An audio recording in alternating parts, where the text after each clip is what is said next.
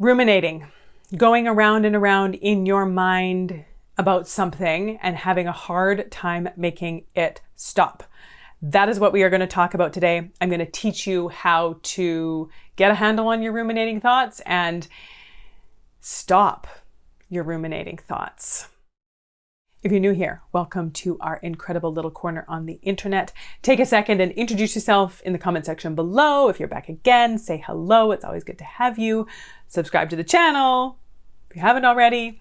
Either way, my name is Kristina, and I am a registered clinical therapist, a researcher, a coach, and the creator of my Shift Society, where we are taking these concepts that I'm teaching here on my channel deeper, wider, giving you step-by-step processes, being supported the whole way through by me and the other members of the Shift Society. You want to be there.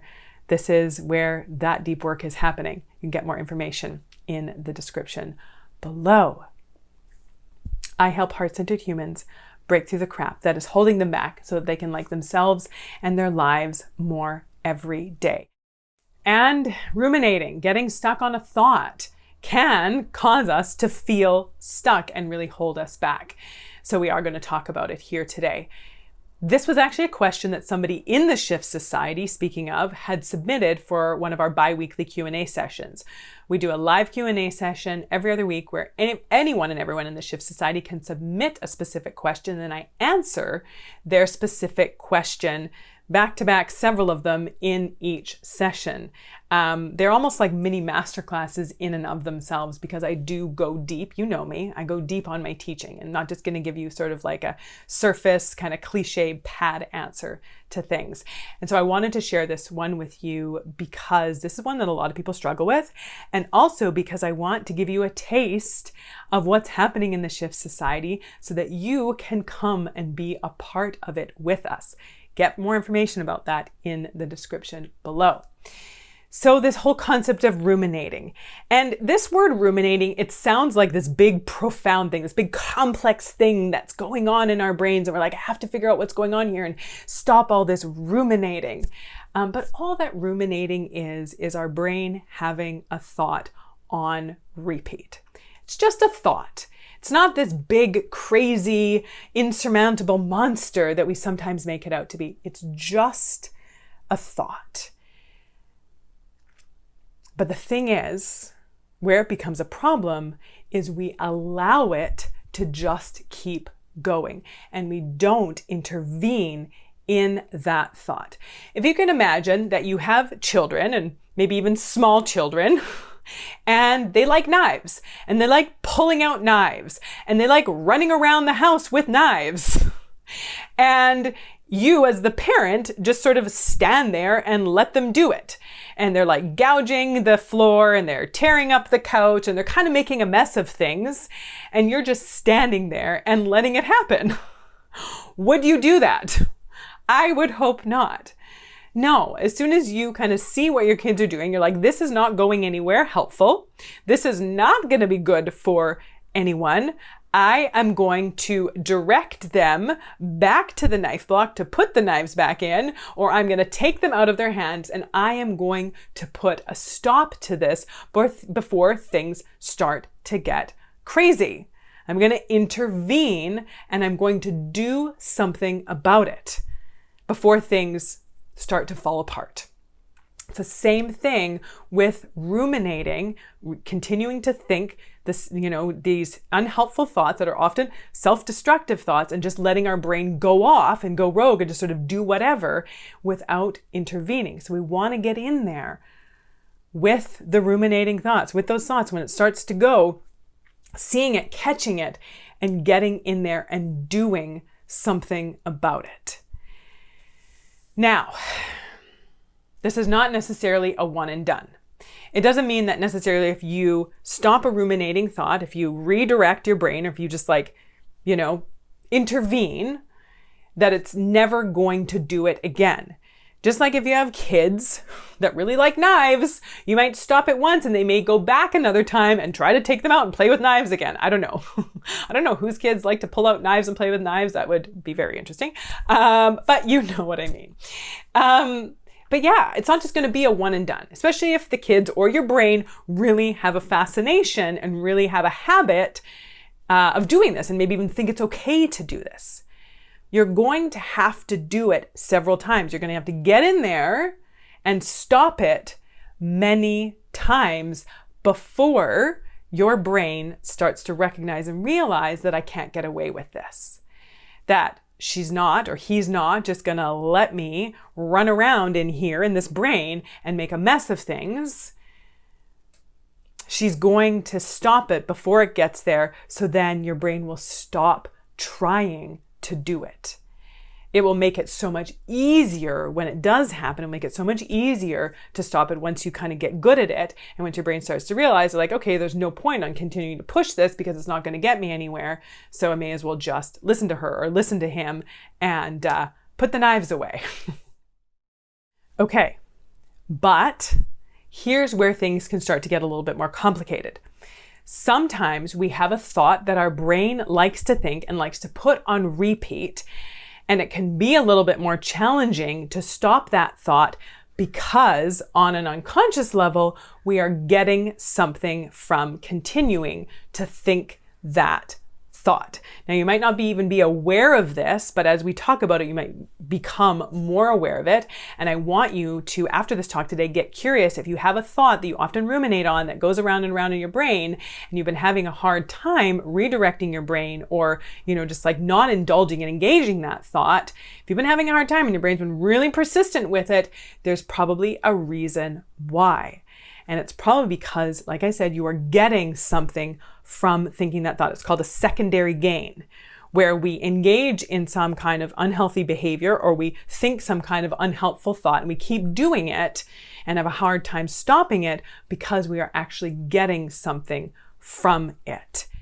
So let's look at a couple examples here. Let's say you have the thought that because this person or these people at some point in my life rejected me, didn't want to be with me, didn't want me in their life, it means that I am unlovable. And although it might feel terrible to think that thought, you could also be getting something from keeping that thought. Perhaps continuing to think that you are unlovable is stopping you or protecting you from being rejected again because it's stopping you from going out and making yourself vulnerable to someone else because you're like, I'm not going to make myself vulnerable. I'm not going to let myself get attached to someone because they could reject me again. And then that would feel terrible. And so keeping the thought that I am unlovable is protecting you. Because let's say you had the thought, of course I'm lovable, and one or a few people in my life who decided they didn't want me in their life does not define my lovability. What if I had that thought? Then I'd probably just go out and leave myself open to connection and love and close relationships. Well, then I could get rejected again. And that would feel terrible. And so there's this belief that if I continue to think the thought I'm unlovable, I'm going to not go out and try to find love or connect with, create love, which is going to keep me safe. Let's look at another example. Let's say that you have this thought that goes around in your head about something that someone did in the past. Something someone did that you think was unfair or unkind or mean or disrespectful or whatever that was. And you keep going around and around in your head about it. Why would they do that? What's wrong with them? Who does stuff like that? That was so awful. What kind of person are they? And you keep kind of thinking those thoughts and it makes you feel terrible. You don't feel good when you think those thoughts, but you're getting something from it.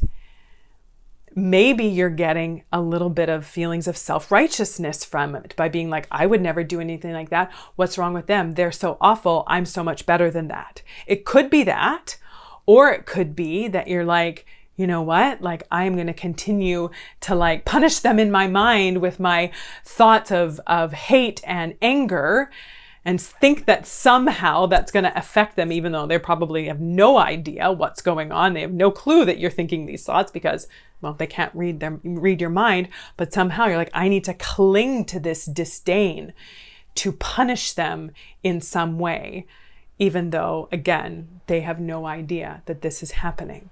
But we sometimes get something from hanging on to resentment and anger.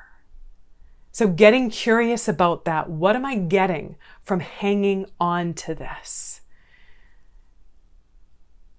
And if you can get clear on that and clean that up, then that is going to help stop the ruminating, because there's going to be no point on continuing to think and overthink about something that is no longer relevant to you, that you don't need to hang on to that anger and resentment and disdain anymore, because you realize that it's just not actually healthy or helpful or serving, and it's just not necessary. Even if it kind of feels good, it's not helpful. Another example, if you have the thought, if you've done something and it hasn't gone your way, or you failed at something, or just something just didn't even turn out the way you expected it to, and you start to have the thought, I'm not good enough, I shouldn't even bother trying, or I can't do anything right. And of course that feels awful to have that thought. You feel discouraged, you feel deflated and defeated, but it is protecting you from trying again, from doing something again and opening yourself up to failure or getting a result that you don't want again. So if I can say that because this thing didn't go the way that I wanted it to, it means that there's something wrong with me and I can't do anything and I'm not good enough, I don't have what it takes, then I'm going to be protecting myself from the vulnerability of putting myself out there and opening myself up to that disappointment again. So it is protecting you in some way. Looking at that, when I am going around and around in my brain about a certain thought and I am ruminating on it, getting curious, what am I getting from continuing to think this thought? And even more so, if I didn't keep thinking this thought, if I no longer had this thought going through my brain at all, it was completely gone, what would happen? And you might be thinking automatically, oh, it'd be so great, it would be so wonderful. That might be your automatic thought, but get a little bit deeper in there.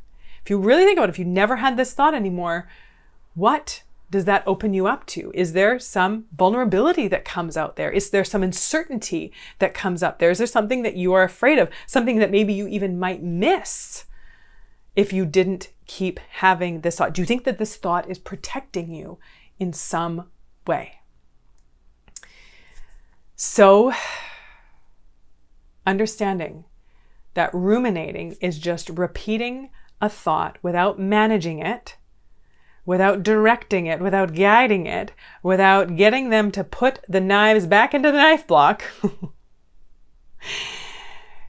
And it's often about something deeper that we are getting on a secondary level from continuing to think that thought.